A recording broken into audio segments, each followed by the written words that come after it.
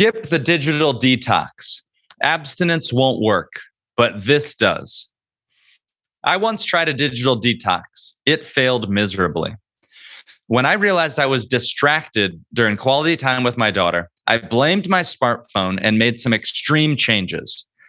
I replaced my smartphone with an old school flip phone so I couldn't be tempted to use email, Instagram, and Twitter. But I found it too difficult to get around without GPS and the addresses saved inside my calendar app. I missed listening to audiobooks while I walked, as well as all the other handy things my smartphone could do. That digital detox didn't help me get any better at managing my distraction. And in a recently published study, participants who tried a digital detox experienced the same issues I did. One might think, given all the bad press about so-called smartphone addiction, that using no technology would be the right cure. But the study instead found that reducing daily smartphone use by 1 hour led to far more sustainable results. Hey, my name is Nick Gray, and I'm reading from the Near and Far podcast. I'm reading Near's latest blog post, which is about the digital detox and why you should skip it, because abstinence won't work, but this does. Let me introduce Near, because Near's going to be giving us commentary in real time as I read his latest article. Hey, Nick, and hey, everyone. It's great to be with you again. So the way this works is that Nick Gray, my good friend, is going to read my latest blog post, and we're going to stop every once in a while and discuss some points that I didn't put in the article, perhaps, or elaborate here or there, just some general banter on the topic. And I just want to thank Nick again for being here today. If you don't know Nick, Nick Gray is an amazing author. He wrote a wonderful book called The 2-Hour Cocktail Party, which is an incredible book you should definitely check out if you haven't read it yet. And with that, should we dive back in, Nick? Let's dive back in. I am curious. You said that you swapped your smartphone with an old school flip phone. How did you even get that flip phone? Like, did you buy it on the secondhand or what happened? I went to Alibaba. Actually, so wow. I got it direct from China, and I hadn't seen one of those since the 90s, but apparently they still make them, some no-name company. Then you put your SIM card in it, and I got one of those, and I thought that was going to be the answer, because that's kind of what you hear in the popular literature and a lot of other books. Not literature, actually, the scientific literature doesn't say that, but the popular press, I should say, is very, like the New York Times and various publications are very anti-tech, and so I thought, when I read books on this topic, I read books like Break Up with Your Cell Phone, things like that. And so I decided to try it. I'm curious to see how that went, because I've seen things where they say, switch your screen to black and white and do all these different sort of hacks. So We'll see what happens. Reducing screen time beats cutting it out altogether.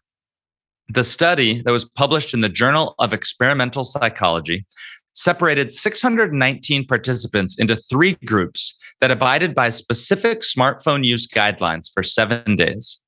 A control group that used smartphones as usual, a group that abstained from all smartphone use, and a group that reduced daily smartphone use by 1 hour. Participants completed online surveys at 4 points during the study: before the week-long intervention, 1 day after the intervention, 1 month after the intervention, and 4 months after the intervention. Here are the findings. Number 1, while the abstinence group did see positive results, they didn't last, suggesting that a digital detox is nothing more than a quick fix. Reduction in smartphone use, however, leads to sustainable positive results. Number 2, 4 months after the intervention, daily initial smartphone use time was reduced by about 38 minutes in the abstinence group and by about 45 minutes in the reduction group. Both groups also saw lower smartphone use intensity, problematic use tendencies, depressive and anxiety symptoms, and higher life satisfaction and physical activity. But the effects of nearly all were larger and more stable in the reduction group over 4 months. Number 3, surprisingly, smokers in the reduction group saw a long-term decrease in smoking behavior, whereas there were no changes in smoking within the abstinence group. Yeah, it's worth pausing here just to kind of reframe the study, make sure everybody understands on the same page what we're talking about here. So they took 2 groups and they had an abstinence group. They said no smartphone use. And then they had another group that they said reduce your smartphone use. And then they tracked the results over time.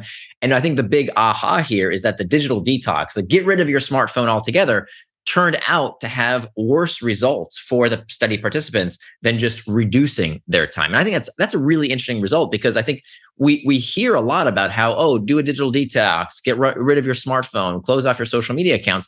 And what this study seems to suggest is that by excising it all together, that's not a great idea. And of course, if you think about it, the first line reaction is, yeah, just get it out of your life. If it's bad, stop it, if it has bad aspects. But I think what this study finds is kind of what you see with dieters, that when dieters go on one of these stupid diet detoxes and they say, okay, I'm going to have nothing but, lemon juice and cayenne pepper. Well, when they get back to the real world and start eating real food, they don't just go back to the way they were. They actually tend to rebound. They actually get worse because they are so deprived that they consume too much. And so just like why temporary diets don't really work, I think this study around our use of digital technology seems to imply similar results, that excising these things altogether is not such a great idea, that these digital detoxes are not a very good idea. Better to reduce and use them mindfully and become indistractable. I think that's what you're proving with this article, that it's saying that the abstinence group actually did worse, if I heard you right, than the group that said, look, let me be mindful and just do 1 hour less. Is that right? That's right.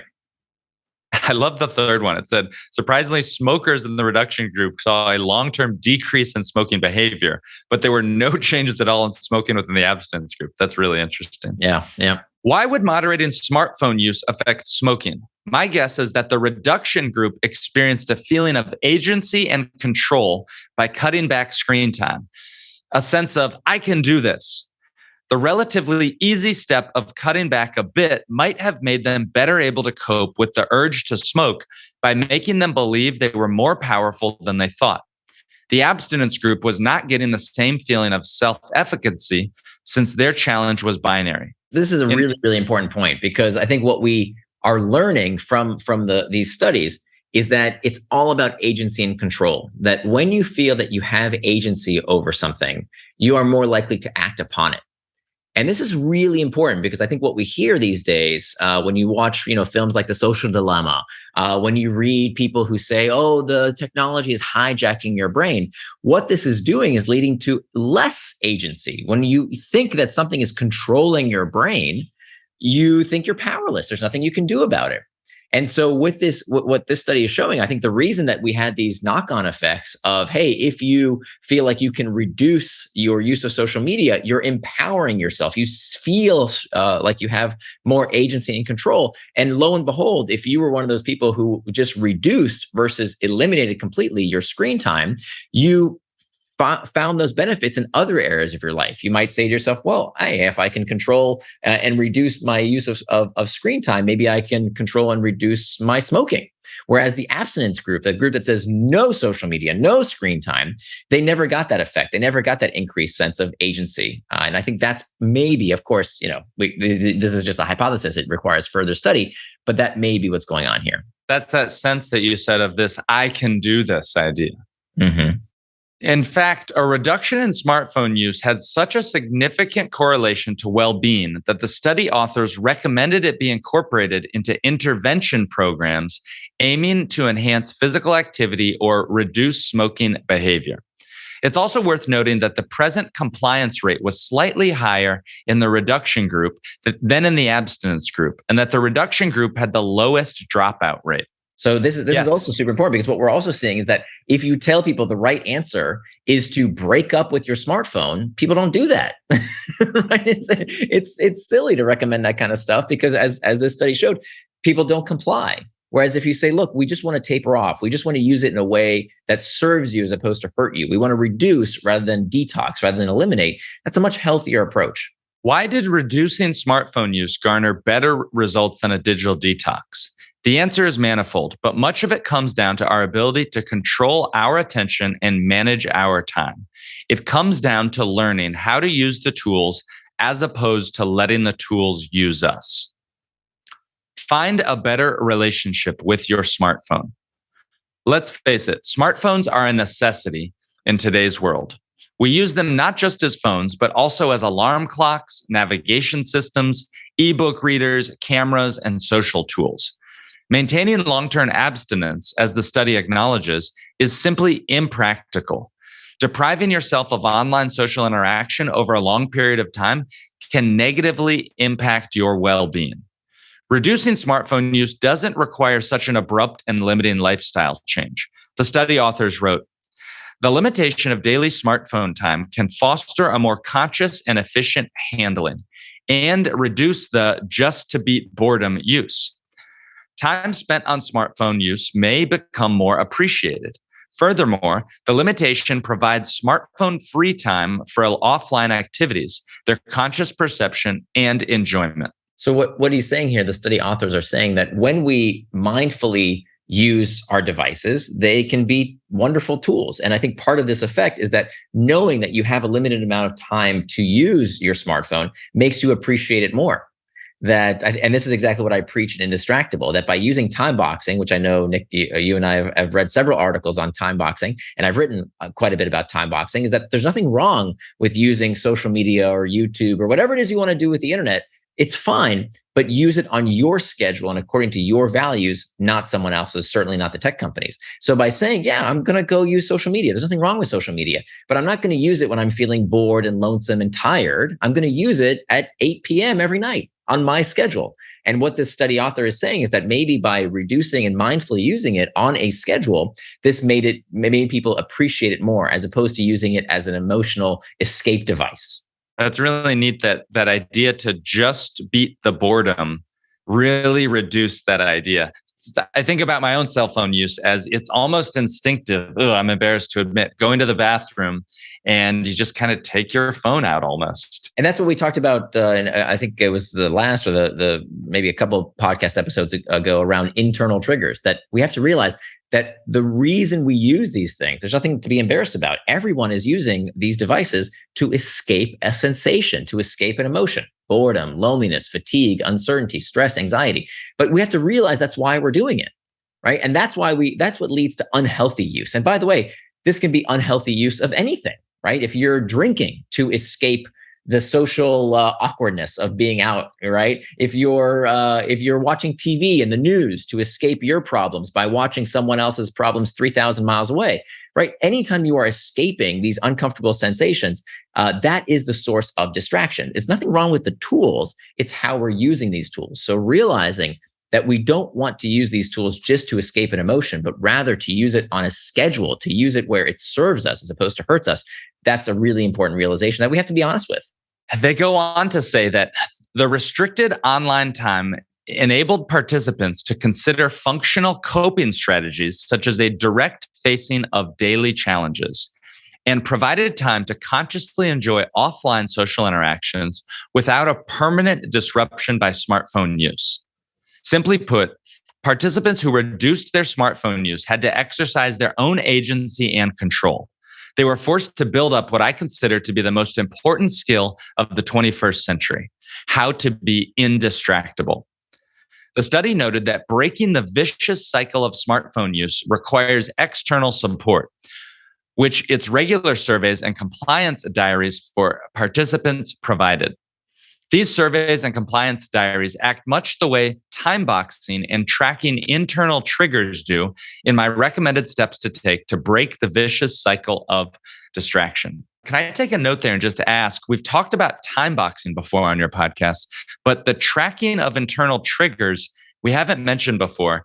Your longtime listeners and readers probably know all about this, but can you just give a little recap about that? Absolutely. So there's a extensive description of how to do this in the book Indistractable, but just to give you a quick recap, essentially what you're doing is when you go off track, right? When you are distracted, when you're doing something you didn't plan to do, it's important to realize what internal trigger led you there. So we talked about earlier that 90% of our distractions are not caused by the things outside of us, but rather they begin from within. They begin from these uncomfortable emotional states.